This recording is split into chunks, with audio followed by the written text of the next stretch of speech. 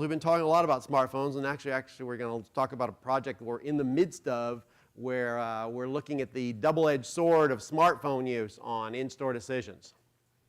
And so the idea here is that we're going to look to see, A, did the shopper use a smartphone or a cell phone during the trip, and B, was the smartphone or cell phone used in a way that was trip relevant, like showrooming or checking prices or what have you, or calling their spouse to say, hey, do we need this stuff? Or was it used in a trip irrelevant fashion? So I was checking my fantasy football scores while I was shopping. Okay. What we did here is we had an opportunity with Popeye, the study in 2012. I was able to talk them into adding a question on the exit survey asking all the shoppers that participated if they used their cell phone or smartphone during that trip. And if they said yes, then we had a series of questions. Well, what did you use it for? So and I'm not going to go through all the findings here. I'm just going to kind of give you a sense. So we find that people who use, or shoppers who use their phone in a unrelated fashion tend to make more unplanned purchases.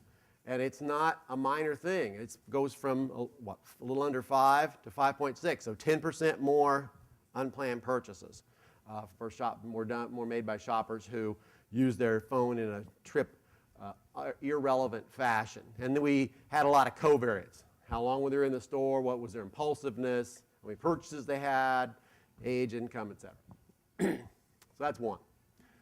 Number two is that we found that walkaways tend to be related to phone use.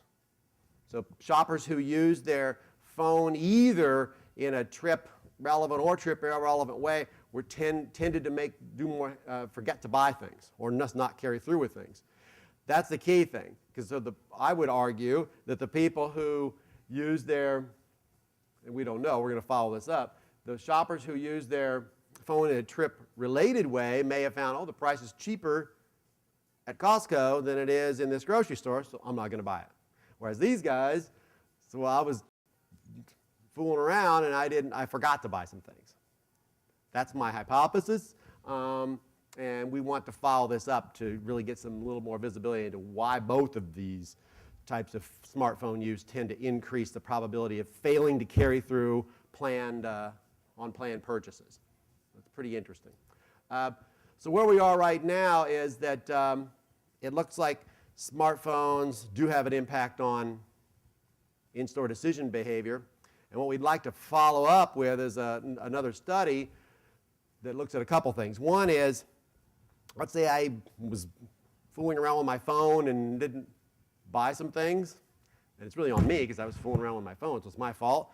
But we've got measures of store satisfaction. So maybe the shopper doesn't blame themselves for that. They blame the store. Well, if the store had been laid out better, it's the bad retailer that I forgot to get this stuff. Either way, the retailer loses because it's a purchase that they could have made. And they didn't. The second one is this Popeye study, people self-selected into their phone use. And we'd like to have some follow-up as to, oh, we see you didn't buy this, so why is it you didn't buy the toilet paper or the Velveeta or what have you, to get a sense of whether these failures to purchase are based on something that is consistent with the story I just was the hypothesis I was just telling you. I hope I've convinced you a little bit that understanding the path to purchase is a real opportunity to create what I call win-win-win outcomes. So it's a win for the shopper, a win for the manufacturer, and a win for the retailer. And to the extent that we can do that, everybody comes out ahead